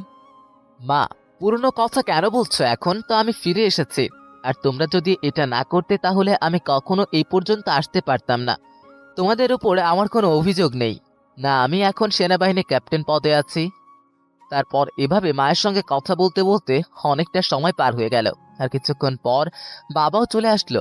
বাবা এসে আমার সঙ্গে কথা বলতে লাগলো, আর এভাবে রাত পার হয়ে গেল। সকালবেলা ঘুম থেকে উঠলাম। ঘুম থেকে উঠে আমি নাস্তার টেবিলে আসলাম। দেখি সবাই আমার জন্য অপেক্ষা করছে। আমি নাস্তার টেবিলে বসলাম, আর তখন আপু বলতে লাগলো, মা, এবার কিন্তু শাহরিয়ারের বিয়েটা দিতেই হবে, তাও আবার আমারই বান্ধবীর সঙ্গে, নীলা। নীলার সঙ্গে ওর আগে থেকে সম্পর্ক, ঠিক না শাহরিয়ার? আসলে নীলা যদি আমার পাশে না থাকতো তাহলে আমি কখনোই এরকম জায়গায় আসতে পারতাম না। আমি নীলাকে বলেছিলাম কাউকে জানানোর দরকার নেই। নীলা আমাকে কালকে ফোন দিয়ে সব কিছু বলেছে, আর আমরা রাতে তোর বিয়ের ব্যবস্থা করে ফেলেছি। নীলার বাবার মায়ের সঙ্গে মা কথা বলেছে, কোনো চিন্তা করিস না, আজকে তোদের বিয়ে হয়ে যাবে। তো দুলাভাই মনে হয় একটু পরেই আসবে। শাহরিয়ার, আমাদের তো আবার ক্যাম্পে ফিরতে হবে, ওখানে তো আমাদের অনেক কাজ আছে। স্যার আমাকে কল দিয়েছিল। সমস্যা নেই, আমি স্যারকে ফোন দিয়ে আমার ছুটি নিয়ে নিব। কমপক্ষে যদি 3 মাসের ছুটি না দেয় তাহলে খবর আছে। হ্যাঁ রে ভাই, 3 মাসের ছুটি পেলে আমিও আমার বাসায় যাব। আমার ওয়াইফ আমার জন্য হয়তো চিন্তা করছে। আমি তাকে বলেছিলাম ছুটির জন্য আবেদন করতে। তারপরে এইভাবে কথা বলতে বলতে খেয়ে নিলাম। তারপর আমরা 3 জন মিলেই আসলাম, আর রুমে এসে আমি নীলার সঙ্গে কথা বলতে লাগলাম। আর এভাবেই সারাটা দিন পার হয়ে গেল। বিকেলবেলা আমার আর নীলার বিয়েটা হয়ে গেল পারিবারিকভাবে। এখন রাত 10টা বাজে। আমি এখন দাঁড়িয়ে আছি বাসর ঘরের সামনে। আমি অনেক সাহস নিয়ে বাসর ঘরে প্রবেশ করলাম, আর তখন দেখি নীলা ঘুমটা দিয়ে বিছানায় বসে আছে। আমি দরজা বন্ধ করে ওর পাশে গিয়ে বসলাম, আর তখন আমাকে নীলা বলতে লাগলো, আমি সেই কখন থেকে তোমার জন্য ওয়েট করে আছি, আর তোমার এখন আসার সময় হলো, তাই না? এতদিন তো চাইলেও কোনো কিছু বলতে পারতাম না, কিছু করতে পারতাম না, আর আজকে তো সেই অধিকারটা আমি পেয়ে গেছি। এখন থেকে আর কোনো সমস্যা নেই। আমি নীলার দিকে তাকিয়ে আছে, কোনো কথা বলছি না। আর তখন নীলাও আমার দিকে তাকিয়ে আছে। এইভাবে কতক্ষণ তাকিয়েছিলাম জানি না। হঠাৎ করে নীলা আমাকে ধাক্কা দিল, আর বিছানায় ফেলে দিল, আর কানে কানে ফিসফিস করে বলতে লাগলো, আপনি এখন শুয়ে থাকেন, আমি আপনার জন্য দুধ নিয়ে আসছি। আর দুধ না খেলে তো আপনার শক্তি হবে না, শক্তি না হলে আপনি বাবা হবেন কিভাবে? এই বলে নীলা চলে গেল। আর আমিও নীলার দিকে তাকিয়ে তাকিয়ে হাসছি। এরা সত্যি আমাকে বুঝতে পারে। একটু পর দুধ নিয়ে আসলো, আর আমি অর্ধেক খেয়ে নীলাকে দিয়ে দিলাম। নীলা সেটা খেয়ে লাইট বন্ধ করে আমার বুকে এসে পড়লো, আর আমিও নীলার মাথায় হাত বুলিয়ে দিতে লাগলাম। আর তখন নীলা আমাকে বলতে লাগলো, আমি জীবনে আর কিছুই চাই না, আমার আর কোনো কিছুর অভাব নেই। আমি তোমাকে পেয়েছি, এটাই অনেক বড়। আমার কাছে পাওনা বলে আর কিছু নেই। সারাটা জীবন তোমার পাশে থাকতে চাই। আমাদের মধ্যে চাই না আর কোনো কিছু হোক, কিন্তু কখনো ভালোবাসাটা কেড়ে নিও না। সারাটা জীবন তোমার বুকের মধ্যে এভাবে আগলে রেখো। এখন তো ভালোবাসা প্রয়োজন। আমি খুব তাড়াতাড়ি বাবা হতে চাই, এটা আমার অনেক বড় ইচ্ছে, বুঝতে পেরেছেন? তাই জন্য একটু রোম্যান্স করা দরকার। তাই নাকি? তা আমার সঙ্গে রোম্যান্স করতে আপনার লজ্জা করবে না? সেদিন তো আপনার অনেক ভালো ভালো কথা বলছিলেন, এখন আপনার লজ্জা কোথায় গেল? এমন সুন্দরী ম্যাডাম যদি আমার বুকের মাঝে শুয়ে থাকে তাহলে কি আর নিজেকে কন্ট্রোল করে রাখা যায় বলেন তো? তারপর আমার ভালোবাসার মানুষ। ঠিক আছে, তাহলে দেখা যাক আপনি কেমন আপনার বউকে আদর করতে পারেন। আর আমি আপনার মেয়ের আম্মু হতে চাই। এই বলে আমি ওর বুকে মুখ লুকালাম। তাই নাকি? আমার পাগলিটার দেখে অনেক লজ্জা লাগছে। আমার বউটাকে আমি আজকে অনেক ভালোবাসবো। আজকে তোমাকে আর ছাড়ছি না। আমি আর কি ভেবেছিলাম আজকে রাতে সারা রাত গল্প করব, কিন্তু আপনার জন্য তো আর সারা রাত গল্প করা হলো না, তাই আর কি করার, রোম্যান্স করব। আমি নীলার কথা শুনে নীলার ঠোঁটজোড়া দখল করে নিলাম, আর তিশা আমাকে রাজনীতিতে লাগলো। আর 10 মিনিট পর ছেড়ে দিলাম। তারপর আমি তিশার গলায় চুমু দিতে লাগলাম, আর এইভাবেই আমি আর নীলা হারিয়ে গেলাম এক ভালোবাসার সমুদ্রে। সকালবেলা ঘুম ভাঙলো, আর দুষ্টুমিতে আমিও ঘুমিয়ে দেখি নীলা আমার বুকের উপর শুয়ে আছে। আর তখন নীলা আমাকে বলতে লাগলো, এবার তো আমাকে ছেড়ে দিন, আমাকে তো এখন গোসল করে আসতে হবে, তাই না? বাসার সবাই আছে, আর আমি যদি আজকে দেরি করে উঠি তাহলে সবাই কি ভাববে শুনি? আমি আপনাকে করতে দিব না। আমি মাত্র 3 মাসের ছুটি পেয়েছি, আর এই 3 মাসে আমি আপনাকে অনেক কিছু দিয়ে যাব, যেন 3 মাস পরে শুনতে পারি আমি বাবা হতে চলেছি। তুমি যেখানেই যাও সেখানেই আমাকে নিয়ে যাবে, আমি আর তোমাকে ছাড়া থাকতে পারবো না। আর বাবা হওয়ার এত শখ, তাই না? ঠিক আছে, আপনার সবটা আমি পূরণ করব, চিন্তা করবেন না। বাবা হওয়ার তো অনেক শখ, তার জন্যই তো কালকে এতটা আদর করলাম, না হলে কি আমি আদর করতাম বলো? আর আমার চেয়ে বেশি তুমি আমাকে আদর করেছো। ছি, তোমার কি মুখে কোনো কিছু আটকায় না? এখন আমাকে ছেড়ে দাও, আমি গোসল করতে যাব, আর আমি গোসল করে এসে তারপরে তুমি গোসল করতে যাও। তুমি কি পাগল হয়ে গেছো নাকি? এত ঠান্ডার মধ্যে আমি গোসল করব মানে? তুমি গোসল করে এসো, পরে আমি দুপুরবেলা গোসল করব। প্লিজ জান, আমার একটা কথা রাখো। তুমি কি করে ভাবলে যে আমি তোমাকে গোসল ছাড়া থাকতে দেব? গোসল ছাড়া থাকলে আমি তোমার পাশে ঘুমাবো না, আমি গিয়ে সোজা অন্য রুমে ঘুমাবো। অন্য রুমে তুমি ঘুমাতে পারবে না, কারণ অন্য রুমে তুমি ভয় পাবে, আর ভয় পেলে তো সোজা আমার কাছেই ফিরে আসবে। তার জন্য আমার কোনো চিন্তা নেই। তখনই নীলা আমাকে ধাক্কা দিয়ে ওয়াশরুমে চলে গেল, আর একটু পরে গোসল ছেড়ে দিন বের হলো, আর আমাকেও গোসল করতে পাঠিয়ে দিল। আমি গোসল করে বের হলাম, আর বের হয়ে দেখি নীলা আয়নার সামনে দাঁড়িয়ে চুল ঠিক করছে। আমি নিজেকে ধরে রাখতে পারলাম না, আমি পিছন থেকে নীলাকে শক্ত করে জড়িয়ে ধরলাম। তারপর নীলার ঘাড়ে চুমু দিতে লাগলাম। একের পর এক নীলা আমাকে ভালোবাসা দিতে লাগলো, কিন্তু আমি আর কোনো কথা শুনলাম না। আমি নীলাকে একের পর এক চুমু দিয়ে যাচ্ছি। তারপর হঠাৎ করে নীলা আমাকে শক্ত করে জড়িয়ে ধরলো, আর বলতে লাগলো, প্লিজ, আমি কিন্তু এখন আর থাকতে পারছি না, যা করার পরে করবে, রাতে করবে, এখন কোনো কিছু করার দরকার নেই, বুঝতে পেরেছো? বাসায় অনেক লোক আছে, এখন আমি কোনো কিছুই এসব করতে দেবো না। করতে পারবো না, এখন আমাকে ছাড়ো, আমি গিয়ে রান্না করি। তারপর আমি নীলাকে ছেড়ে দিলাম, আর নীলা আমার দিকে তাকিয়ে একটা মুচকি হাসি দিয়ে চলে গেল। আর এইভাবে না হয় চলতে থাকুক আমাদের মিষ্টি ভালোবাসার গল্প।